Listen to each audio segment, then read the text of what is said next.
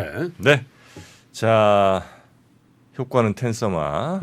최대 출력 400W의 아주 고주파.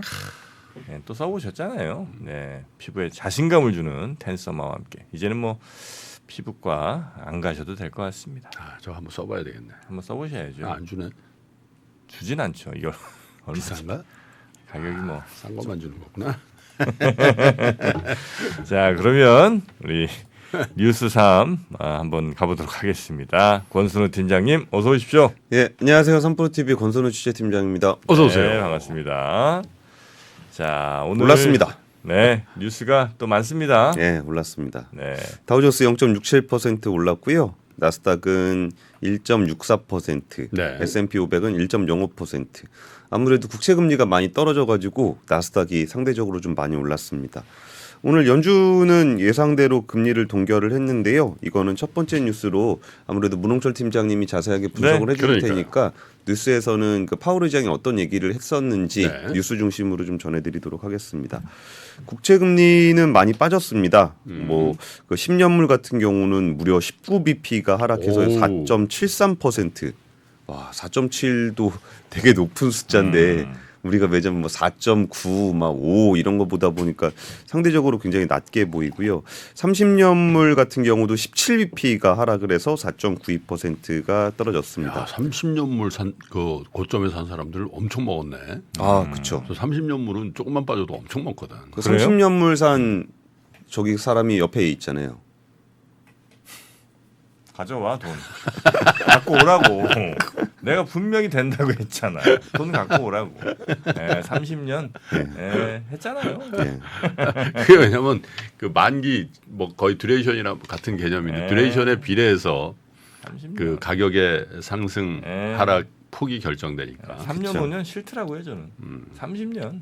화끈하네. 채권가의 코스닥이라고 하죠. 갖고 오시라고. 돈 내놓으라고 빨리. 예. 넘어가. 예, 그리고 위워크가 결국은 파산 보호 아이고. 신청을 준비하고 있다라는 네. 보도가 좀 나왔습니다.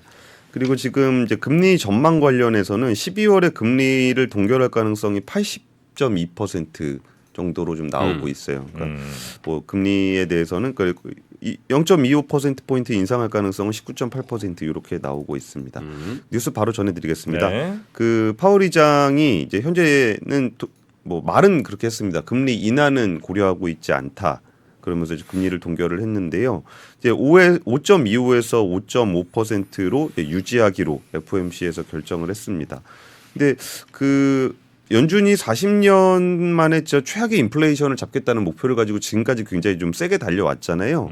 지난해 3월부터 지난 5월까지 금리를 10회 연속으로 인상을 했던 겁니다. 네. 그러다 지난 6월에 15개월 만에 동결했다가 7월에 25bp 인상했다가 9월에 동결하고 이번에 또 다시 동결을 한 겁니다. 네. 근데 사실 그 인플레이션이 많이 좀 잡히긴 잡혔어요. 이제 그 9월에 개인 소비 지출 PCE가 3.7%를 기록하면서 하락세를 계속하고 있고요. 9월에 CPI도 전년 동월 대비 4.1%로 둔화된 거. 예전에 막 9% 뭐 두 자릿수 이렇게 나오다가 뭐 3.7, 4.1 이렇게 나온다는 거는 상대적으로 좀 많이 내려왔다라는 거를 좀 느낄 수가 있는데요. 근데 사실 그런 부분도 그런 부분이지만 연준이 이번에 동결을 하게 된 가장 결정적인 계기는 시장 금리일 거예요.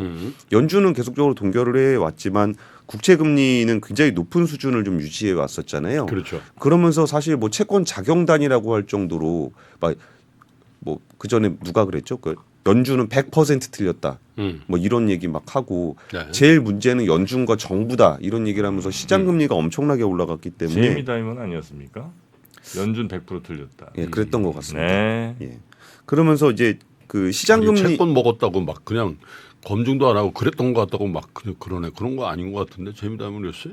아하 형님 요즘 채권 관심 안 가지세요? 제이미 다이먼이 그 얘기했잖아요. 연준이 100% 틀렸다는 얘기를 시중은행장이 한단 말이야? 그래서 그때 한참 막 예. 예? 도대체 어떻게 된 JP 모건과 지금 이 예, 맞습니다. 10월 24일자 보도로 형님 아, 나 출장 가 있었구나. 아, 출장 가도 네. 그 정도. 김프로님 요새 채권이 되게 중요해요. 채권 공부 좀 하세요. 네, 채권 중요합니다. 알았습니다. 넘어가. 그러면서 이제 파월 의장도 했던 얘기가 최근 몇 달 동안 장기 채권의 수익률 상승으로 금융 여건이 긴축됐다라고 평가를 했습니다. 그러니까 굳이 그 금리를 올리지 않아도 시장 금리가 올라가서 긴축 효과가 있기 그렇죠. 때문에 뭐 FOMC에서 굳이 올릴 필요는 없었다라고 좀 얘기를 하고 있어요. 그리고 이제 시장에서는 12월 FOMC도 좀 동결이 될 거라고 좀 보고 있는데 여기서 그 연준에서 얘기했던 거는 3분기의 경제 활동이 강한 속도로 확장된 것으로 나타났다. 그러니까 사실 GDP 성장률이 거의 개발도상국 수준이잖아요, 미국이. 그러니까 이거는 뭔가 좀 잡아줄 필요는 분명히 있는 상황은 맞는 것 4몇 같아요. % 언제 했던 거야 우리가? 기억이 안 나. 4.9%가 GDP가 나오니까요. 그래서 지금 같은 상황은 여전히 우리는 인플레이션을 2%로 낮출 수 있도록 예. 충분히 제약적인 통화정책 기조를 달성하는지에 집중하고 있다. 우리는 앞으로 회의마다 이런 결정을 내릴 거다. 금리 인하에 대해서는 전혀 고려하고 있지 않다. 그리고 금리 인하에 대한 이야기조차 하고 있지 않다. 라는 얘기를 계속적으로 했습니다. 그래서 뭐 일단 그러니까 한국과 미국의 금리 차는 여전히 2% 포인트로 유지가 되고 있는 상황이고요. 그러니까 파월 의장의 얘기를 종합해 보면은 뭐 긴축을 해야 되는 건 맞다. 앞으로도 계속 할 거다. 근데 시장 금리가 높아서 이미 긴축이 되고 있으니까 동결한 거다라는 얘기를 계속적으로 하고 있어요. 네. 근데 어쨌든 분위기는 다들 그 파월 의장의 멘트에 특별히 관심을 두고 있지 않은 것 같아요. 그러니까 오히려 재무부 거기서 채권 얼마나 찍어낼 거냐라는 부분에 오히려 좀 더 관심이 모여 있고 지금 파월 의장의 의견은 뭐 지금 이런 상황입니다. 금리 그러니까 매파적으로 얘기를 하고 있는데 뭐 특별히 뭘 안 해도 근데 연준은 지금 네. 특별히 뭘 안 해도 금리가 워낙 높은 상황이잖아요. 이거를 얼마나 유지할 것인지가 더 그 시장의 관심이지 여기서 더 올린다? 근데 미국 경제도 대단한 것 같아. 막 금리가 5% 넘어가고 막 그러는데도 경제가 4%씩 성장하니. 그래서 저 2% 그거 있잖아요. 맨데이트. 예, 예. 어? 2% 네, 물가 네, 관리. 결국은 나는 조금 있으면 저거 바꿔야 된다는 얘기 나올 것 같은데. 3%로. 결국 모든 건 3%로 수렴이야. 그러니까 모든 경제 방송은 3%로 바꿔야죠. 네, 금리도 3%, 경제 성장률도 3%에 맞추는. 그러니까. 네. 예. 어제 수출 지표 나왔습니다. 네. 굉장히 잘 나왔습니다. 자, 두 드디어 번째 뉴스죠. 네. 13개월 만에 수출이 플러스로 돌아섰습니다. 그 10월 수출이 550억 9천만 달러로 집계가 됐고요. 전년 동기 대비 5.1% 증가한 수준입니다. 그 한번 이 표 같이 보시면은 이게 그 9월에 돌아서고서 13개월 만에 지금 여기가 제로거든요. 예. 아. 9월 이후로 이제 마이너스로 떨어진 게 예, 예. 그러면 그럼 1년 만이네. 예. 근데 그거를 우리가 상저하고라 그랬으면은 한 요쯤에는 돌아섰어야 되거든요. 5월, 6월엔 돌아섰어요. 돌아섰어야 되는데 그걸 못 돌아서서 좀 오래 걸렸습니다. 아, 어쨌든 다행이네. 어쨌든 5 플러스 5.1%. 사실 작년 수출도 10월 달, 9월 달이 되게 뭐 사상 최대치 치고 그랬지 않았어요? 예, 예. 네, 그러니까 그거 기준으로 해서 플러스 났다라는 건 정말 다행이다. 근데 그 사상 최대치라는 얘기가요. 저 예전에 그 제가 한국은행 출입할 때 수출 플러스 성장의 사상 최대치라는 말은 잘 안 썼습니다. 어젯밤에도 얘기하더만 그거는. 예. 그 근데 얘기했잖아. 어젯밤보다 아침에 더 많이 들으시니까. 뉴스룸에도 얘기했잖아. 예, 예. 늦게 시작하더만. 아, 그거는 이프로님 어쨌든 예. 그 수출에 관련된 건 진짜 박수 한번 하시죠. 네. 여기서 같이 얼마나 노력하셨어. 네. 그리고 여기서 여기서 올랐잖아. 품목이랑 국가 같이 보시면은 여전히 자동차가 굉장히 강합니다. 19.8% 증가했고요. 네. 수출이 선박은 101%. 선박도 굉장히 강합니다. 근데 사실 여기서 제일 중요한 부분을 차지한 건 여전히 마이너스긴 하지만 요 반도체 마이너스 3.1%. 이거 마이너스 40 찍었던 거거든요. 마이너스 40 찍던 게 지금 마이너스 3.1로 돌아서니까 바로 수출이 전반적으로 돌아섰고요. 그러니까, 그 이게 작년 10월 대비라는 거죠? 예, 그렇죠. 예. 네. 그리고 요 지역별 수출액 이것도 중국이 마이너스 막 40, 마이너스 20 이런 거 찍다가 마이너스 9.5%로 굉장히 개선이 돼 있는 상황입니다. 네. 그러다 보니까 지금 전반적인 수출 지표가 개선이 됐고요. 또 하나는 이제 디램 가격. 디램 가격에 제일 기준이 되는 디램 가격이 고정가 기준 DDR4 8기가. 요게 보통 기준이거든요. 근데 이전에 우리가 뭐 디램 가격 반등했다 이런 얘기하는 거는 보통은 이제 그 현물 가격 같은 경우 얘기를 많이 했어요. 근데 고정 가격이 지금 15.38% 올랐는데 이거는 2년 3개월 만에 처음으로 네. 돌아섰습니다. 어이구. 예. 이제 이제서야 디램 가격이 바닥을 찍고 그러니까. 올라왔다라고 좀 얘기를 할 수 있을 것 이거 같고요. 뭐 주식하는 사람들 뭐 그걸 떠나서 네. 이건 진짜 나라 경제를 위해서 정말 다행스러운 거죠. 디램 가격 같은 거 워낙 디램 크니까. 가격 뭐. 네. 예. 그래서 디램 가격 근데 낸드는 아직까지 완전히 돌아섰다라고 보기엔 좀 어려운 게 그 여기도 낸드도 한 1.5% 정도 올랐습니다. 근데 이것도 뭐 반등한 건 반등을 한 거예요. 네. 근데 여전히 그 지금 삼성전자나 하이닉스에서는 10% 넘게 제시하고 있거든요. 예. 그 밑으로는 우리 못 준다. 음. 그랬는데 거기서 이제 받는 쪽에서 너 우리 재고 많아요. 됐어요. 다음 달에 오세요. 막 이러고 있어가지고 이렇게 가격은 좀 탄력적으로 올라가지 못하고 있는 상황입니다. 근데 어쨌든 이렇게 오르니까 어제 SK 하이닉스하고 삼성전자 주가도 꽤 많이 그러니까요. 올랐어요. 예. 그래서 이런 부분들은 좀 유의미하게 변화가 좀 네. 있었다라는 부분들을 좀 말씀을 드리고요. 여기서 좀 신기하긴 했어요. 자동차 수출이 그 IRA 뭐 이런 거 돼가지고 네. 우리나라가 보조금 못 받으면은 이거 그것도 희한하더라. 80% 늘었대 전기차. 예, 전기차 한 80% 늘었는데 네? 이것도 뭐 아무래도 그 현대차 마진이 좀 빠질 거다라고 생각은 했었어요. 네. 여기다 약간의 좀 인센티브를 더 더해줘야 되니까. 네. 근데 그 워낙 수출이 그러니까 환율 때문에 효과가 그 수익 효과가 되게 좋아가지고 사상 최대치 계속 기록하고 있는데 와 이게 나는 현대차가 좀 되게 잘했구나라고 생각을 하고 있었는데 그런데요. 그 도요타 실적 보니까 다 그렇더라고요. 그 지금 일본도 그 환율이 워낙 좋잖아요. 일본은 뭐 환율 더 좋잖아요. 예, 예. 150엔 돌파. 예, 예. 그 도요타도 실적이 굉장히 좋게 나왔더라고요. 그래서 어쨌든 이거는 그 뭐라 그럴까? 그 섹터의 성격을 그대로 반영을 하고 있다. 그러니까 뭐 네. 뒤처지지 않고 있다라는 거 정도는 확인할 수 있었던 것 같습니다. 토요타 주가는 쭉 올라가던데 현다이는 왜 그럴까요? 도요타도 PER이 그렇게 높진 않던데. 아니 최근 들어서 주가의 그 방향이 현대하고 도요타는 좀 달라요. 지금 이제 하이브리드 쪽에 음. 약간 시장에 좀 기대 같은 게 좀 몰린 것 같습니다. 그러니까 있어요? 전기차로 한 몇 년 쫙 갔잖아요. 예. 그러다가 이게 맞나?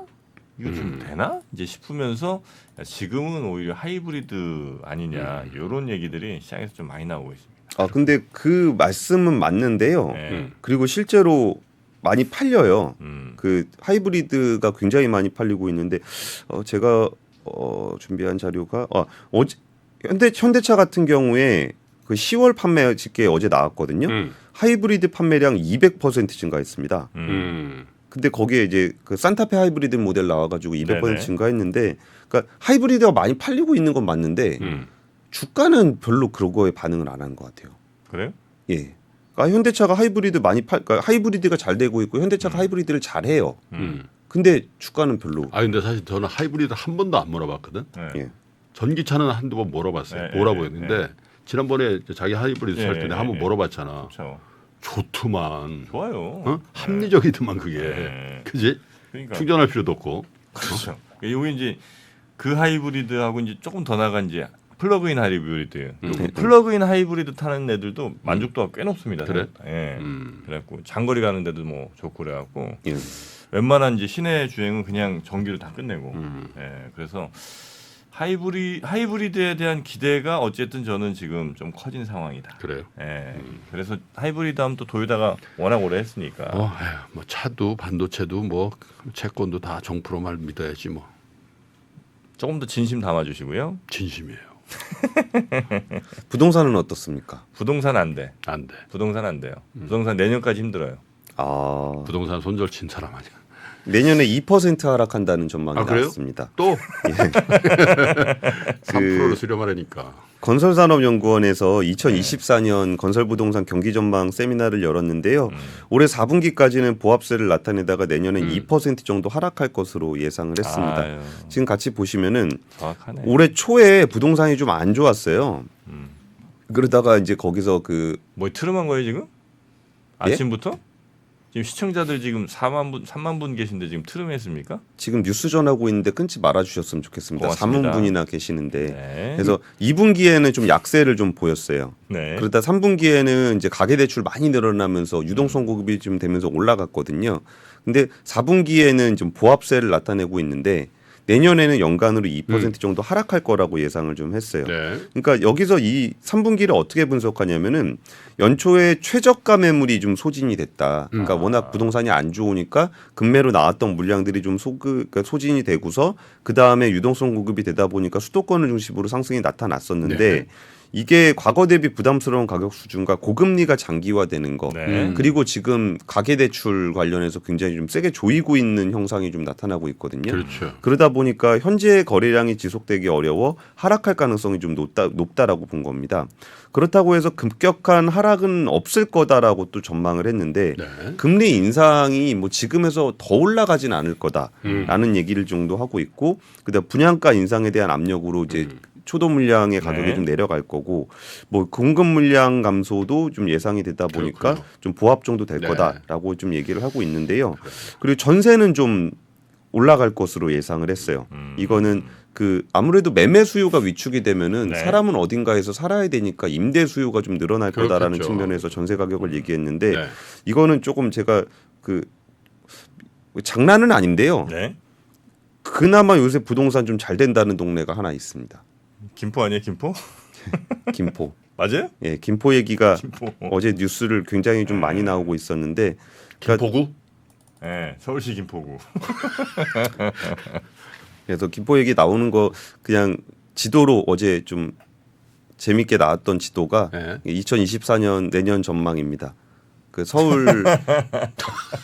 서울시하고 이제 제주시. 아 이거 대한민국 국호를 서울로 바꿔야 돼? 아, 김포가 이제 서울로 오면 이제 꽤 야, 집값이 근데 오를 수 있다. 김포 오면은 저 지도상 보면 있잖아. 진짜 먼데도 많아. 구리는 진짜 서울로 와야 되겠다 저기. 서울로 들어와 있어 보면 구리. 아 구리. 응. 고향도 뭐 그러니까 많이 와야죠. 아 부천 들어왔으면 부천 손절매 안 쳤는데 정부로. 진짜 부천 저기네. 아 부천 들어와야 되겠네. 부천이 더 가까워. 그러니까 이 논의의 원래 시작이 그 경기남도 경기북도 나누는 게 시작이었어요. 근데 이게 어떻게 경기남도하고 경기북도를 나눴냐면은 네. 한강을 기준으로 나눴어요. 한강을 기준으로 나누니까 한강이 이렇게 흘러가잖아요. 네. 그러다가 요게 이렇게 위로 흘러가요. 어. 그래가지고 그러면 김포는 경기 남도에 속해야 되거든요. 근데 지금 보시면 인천하고 서울이 이렇게 붙어 있어요. 네. 그러니까 김포가 경기 남도에서 떨어져 있게 돼요. 아 한강을 기준으로 하니까. 그렇구나. 그러니까 여기가 경기 남도인데 섬처럼 돼 버리는 겁니다. 네.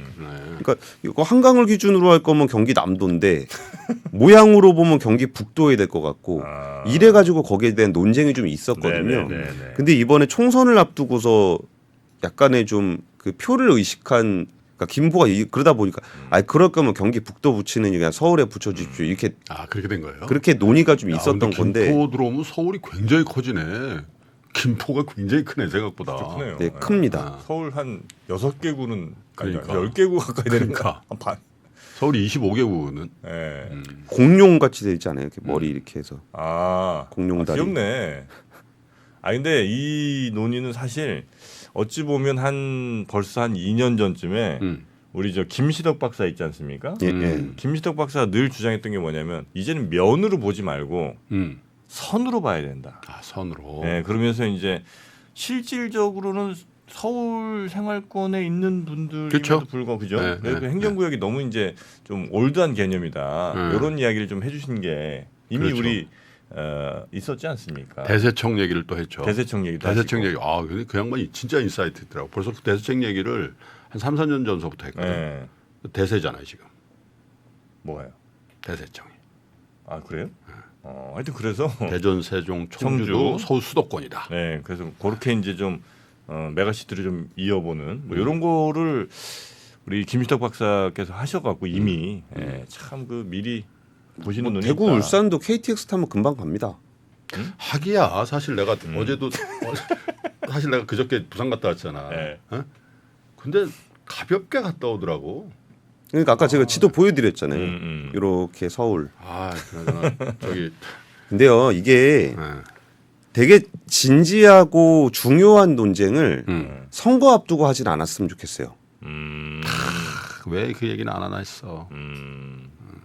그러니까 뭐 되게 중요한 문제고 이게 괜한 뭐 또 정쟁되고 하니까. 예, 과세 문제도 있고 되게 다양한 요인들이 좀 있어요. 이 얘기가 나오니까 복합적으로 그러면 매립지 문제는 어떻게 할 그래서 거냐. 저희가 전문가 모시기로 했습니다. 아. 이 수도권 문제 어떻게 봐야 될지, 서울 문제 어떻게 봐야 될지 예. 기대해 주십시오. 예 여기까지 하겠습니다. 네. 자 이렇게 뉴스 3 마지막 김포 얘기까지 부동산 이야기까지 네. 잠깐 나눠봤고요. 어쨌든 내년 부동산 쉽지 않을 거라는 전망이 나왔다는 거고요. 이제 미스터 마켓으로 가보겠습니다. 복잡하고 어렵게 느껴지는 재무제표와 용어들. 친절한 투자 멘토 사경인 마스터가 매주 새로운 콘텐츠로 알기 쉽게 설명해드립니다.